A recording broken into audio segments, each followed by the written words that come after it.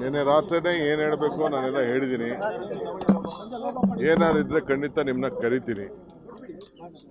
So ಅಂಥದ್ದೇನು ಹೊಸ್ತೇನಿಲ್ಲ. ಈಗ nano conference ಇದೆ, ಅದಕ್ಕೆ ಇನಾಗ್ರೇಟ್ ಮಾಡಬೇಕಾಗಿದೆ. ಕೆಲವು ಎಂಗೇಜ್ಮೆಂಟ್ಸ್ ಇದೆ, ಕೆಲವು ರಿವ್ಯೂಸ್ ಇದೆ.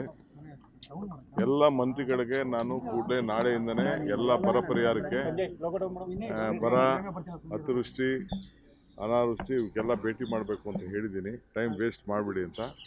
ಸೊ ನಾಳೆಯಿಂದನೇ ಎಲ್ಲ ಜಿಲ್ಲೆಗಳಿಗೆ ಹೋಗಬೇಕು ಅಂತ, ಎಲ್ಲ ಆಫೀಸರ್ಸ್ಗೂ ಎಲ್ಲ ಸೈಟ್ ವಿಸಿಟ್ಗೆ ಏರ್ಪಾಡು ಮಾಡಬೇಕು ಅಂತ ಇನ್ಸ್ಟ್ರಕ್ಷನ್ ಕೊಟ್ಟಿದ್ದೀನಿ.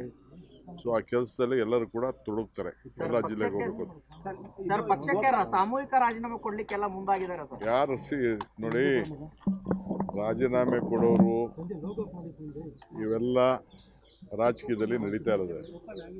ರಾಜೀನಾಮೆ ಕೊಡೋರ ಬಗ್ಗೆ ಯಾರು ತಡೆಯೋಕ್ಕಾಗಲ್ಲ. ಪಾರ್ಟಿ ಬೇಕು, ಅವ್ರಿಗೂ ಭವಿಷ್ಯ ಬೇಕು ಅಂತಂದರೆ ಪಕ್ಷ ಇದ್ದರೆ ಇದು. ನನಗೆ ರಾಜೀನಾಮೆ ಕೊಡ್ಬೋದೈತಲ್ಲ. ನಾನು ಧರ್ಮಸಿಂಗ್ ಕಾಲದಲ್ಲಿ, ಬೇರೆ ಕಾಲ, ಸಿದ್ದರಾಮಯ್ಯವ್ರ ಕಾಲದಲ್ಲಿ ಎಲ್ಲ ನನ್ನ ಮಂತ್ರಿಗೆ ತಪ್ಪಿಸ್ತಾರಾದಾಗ ನಾನು ಪರಮೇಶ್ವರ್ ಇಬ್ಬರು ತಾಳ್ಮೆಯಿಂದ ಇರಲಿಲ್ವಾ? ನಿನ್ನೆ ಯಾರು ಹೇಳಿಲ್ವಾ? ನಾನು ವೀರೇಂದ್ರ ಪಾಟೀಲ್ ಕಾಲದಲ್ಲಿ ಬಂಗಾರಪ್ಪನವ್ರಿಗೆ ಕೊಟ್ಟಿರಲಿಲ್ಲ, ಖರ್ಗೆ ಸಾಹೇಬ್ರಿಗೆ ಕೊಟ್ಟಿರಲಿಲ್ಲ, ಧರ್ಮಸಿಂಗ್ಗೆ ಕೊಟ್ಟಿರಲಿಲ್ಲ. ಅವರೆಲ್ಲ ಚೀಫ್ ಮಿನಿಸ್ಟರ್ಗಳಾಗಲಿಲ್ವಾ? ಇವೆಲ್ಲ ಪೇಷನ್ಸಿಂದ ಈ ಸಂದರ್ಭದಲ್ಲಿ ಇರಬೇಕಾಗ್ತದೆ. Party is very much important. ಯಾರು ರೆಸಿಗ್ನೇಷನ್ ಕೊಟ್ಟರೆ within few minutes I am going to accept. ನಾನು ಈಗಾಗಲೇ ಎಲ್ಲ ನಮ್ಮ ಬೋರ್ಡು, ಕಾರ್ಪೊರೇಷನ್ನು ರಿವ್ಯಾಂಪ್ ಮಾಡ್ತಾಯಿದ್ದೀನಿ. ಎಲ್ಲ ನಮ್ಮ ಆಗಲೇ ಟೈಮ್ ಆಯಿತು. ಎಲ್ಲರಿಗೂ 2 ವರ್ಷ ಅಂತ ಮುಂಚಿತವಾಗಿ ನಾವು ಹೇಳಿದ್ದು, ಮಂತ್ರಿಗಳಿಗೂ ಹೇಳಿದ್ದು ಅದನ್ನು ನಾವು ಮುಂಚಿತವಾಗಿ 2.5 ವರ್ಷ.